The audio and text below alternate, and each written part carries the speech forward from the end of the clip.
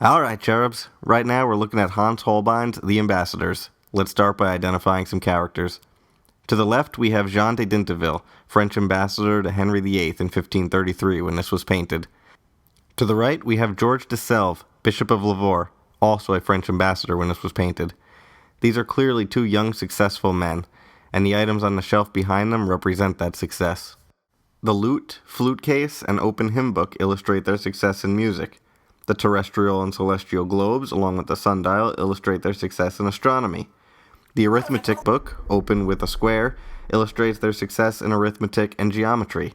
Now that's music, astronomy, geometry, and arithmetic. These disciplines make up something referred to as the quadrivium, and were often taught together.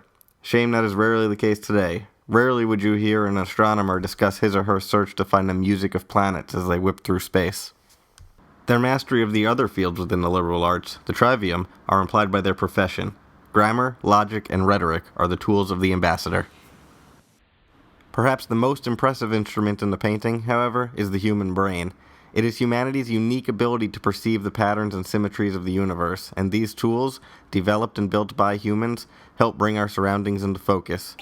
This is a painting about intellectual confidence and the belief in human achievement and technology to comprehend what only the human brain can make comprehensible. It is fittingly, for us, and at one level, a painting about the love of knowledge. But then there's this thing, a giant smear across the bottom of the page. If we were to view this painting from the bottom left corner and look up at it, this smear reveals itself to be a giant skull, a death's head. In other words, in order to view death as death, we must throw the rest of the painting out of focus. We must have an entirely new point of view that distorts the symbols of human ability and reveals a symbol of human frailty. What an incredible visual metaphor that is. So how did Holbein achieve this anamorphic feat of symbolic genius? To put it simply, he used a combination of mathematics and artistic ability. Nowadays, with the power of Photoshop, anyone with some computer experience can replicate this effect. We've provided a link below to a great step-by-step how-to we found on the internet. We used those instructions to create this anamorphic Rubik's Cube. As easy as it was for us to create this effect on a computer, it takes much greater effort to do it by hand, painting every part of the distorted image in a rationally perfect proportion.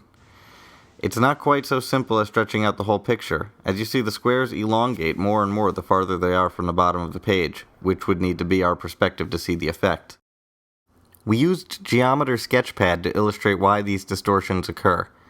This line represents a line of vision above the painting. The picture is separated into 5 equal segments. This dot represents the point of view of the person looking at the painting. When the viewing angle changes as the observer moves to the side, the resulting segments must change in order for the person to continue seeing a clear image. This is anamorphosis in action. Using these ratios, someone like Holbein could create an anamorphic grid and paint each section of the distorted skull one square at a time. But even this method may not be precise enough, as the ratios grow continuously, not every few centimeters. This is the genius of Holbein. The geometrics may have helped, but he needed the ability to continuously calculate the distortions of his skull to create a striking visual metaphor. From the usual perspective, one can only view the greatness of mankind, but one need only take a few steps to blur the accomplishments of human learning and bring into focus mankind's ultimate mortality in Hans Holbein's The Ambassadors.